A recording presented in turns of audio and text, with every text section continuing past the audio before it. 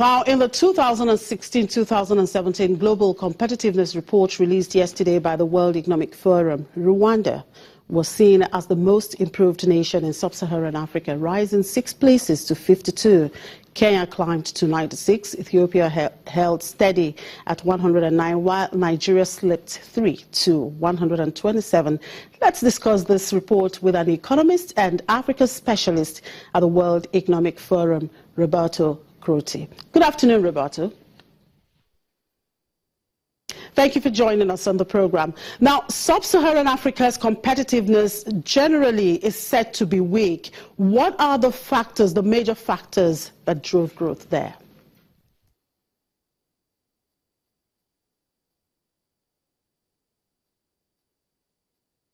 Example,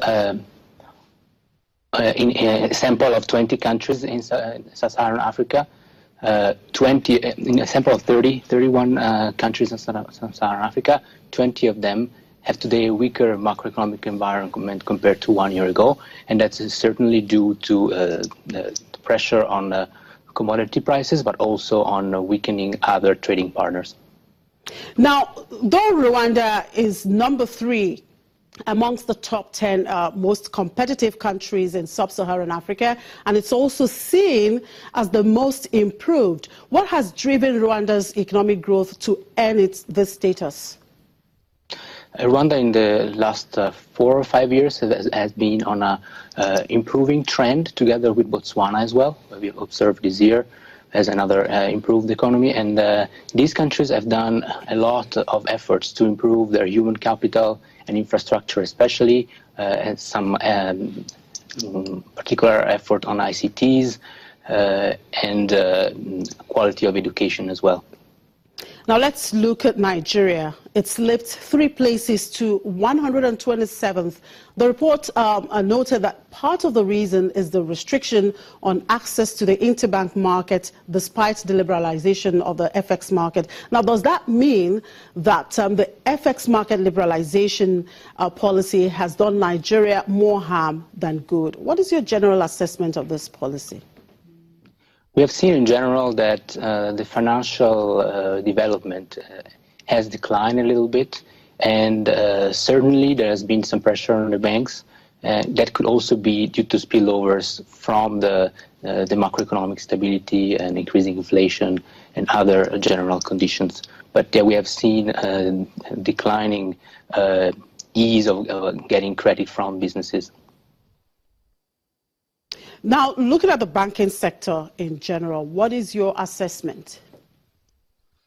The development of the financial sector in Nigeria has been declining since a few years, after a period where it was improving. And then certainly mainly due to the condition for businesses to have access to credit, and also having access to equity market for financing their operations. Now, aside from those developments in the financial sector contributing to Nigeria dropping to 127, what are the other factors holding back Nigeria's competitiveness? If we look in the long term, there has been some progress in some dimensions. However, we have, for example, human capital and infrastructure have had a little increase, but they are still really very much lagging behind not only the most advanced economy, but also leading economies in the region. And therefore, we recognize that these dimensions, human capital and infrastructure, are the main drivers of the performance of Nigeria. And this year in particular, on top of these 2 dimensions, there was also the impact of the macroeconomic environment. And this explains a little bit why Nigeria loses 3 places in this year, in this edition of the rank. Right. Now, your report talked about declining openness, endangering future growth and prosperity of global economy. How do you mean? Can you expatiate this, talking about declining openness? When we talk about openness, we talk about countries which have few restrictions to trade and investment especially. And looking at our data, we look at the 10 years trend, and we see that across all level of income, so not only for developing countries, but also for advanced economies, we see that in general there is a slight trend, although it's just the beginning, but there's a slight trend towards reduced openness in the sense that I just explained.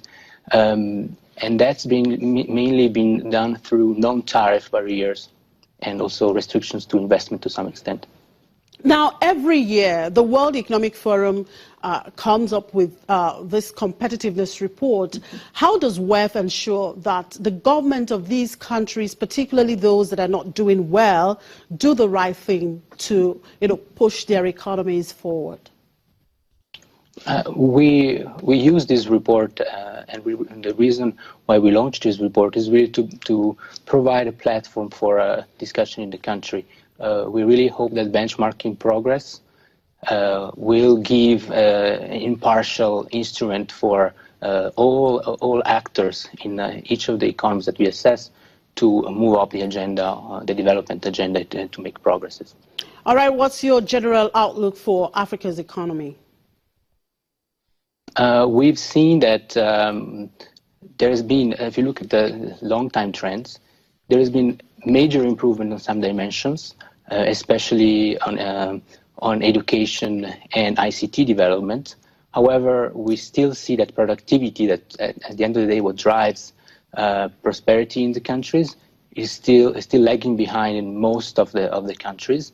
There is still a lot of dependence on mineral exports. Therefore, continuing investment in this dimension and diversify the economy more is what will bring more competitiveness to sub-Saharan Africa. Right, thank you very much for your time, Roberto. Thank you. Roberto Crotty, economist and Africa specialist at World Economic Forum. Our repeated Boko Haram attacks have continued to hamper economic activity in Cameroon's far north region, putting a strain on cross-border trade, hurting livelihoods and raising fear among civilians. The region's economy is under strain from insecurity and thousands of refugees coming in from Nigeria. It's market day in Cameroon's bustling trade hub, the northern city of Maroua, which not long ago had gone quiet. For years, the capital of Cameroon's far north regions was sustained by cross-border trade of onions, rice, maize, livestock and other agricultural goods with neighboring Nigeria. But the region's economy was hit by an Islamist insurgency led by Boko Haram, the militant group that has wreaked havoc in Nigeria. The violence seeped through the porous border into Cameroon, and the insecurity essentially closed down vital transport links between the two countries. Although market activity has resumed in Maroua, people say they are struggling to make a living and that they live in fear. The market is no longer what it used to be. We are unable to sell our produce. Our produce is just here rotten. Nothing gets sold. The attacks have made things tough for us. There's produce in the market, but we can hardly afford to buy anything.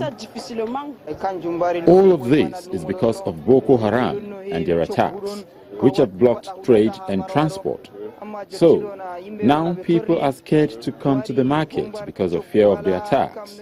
People no longer come to Maroua market. Boko Haram militants have killed thousands in their bloody campaign to carve out an Islamic caliphate in northern Nigeria, and they have taken their fight outside the country's borders. Neighboring Cameroon, Chad and Niger have all been affected, with incursions into border villages and transport routes. The Cameroonian army is using Maroua as a base in the fight against Boko Haram. Security is high and patrols are frequent. Many hope that this will help restore confidence in the region's economy.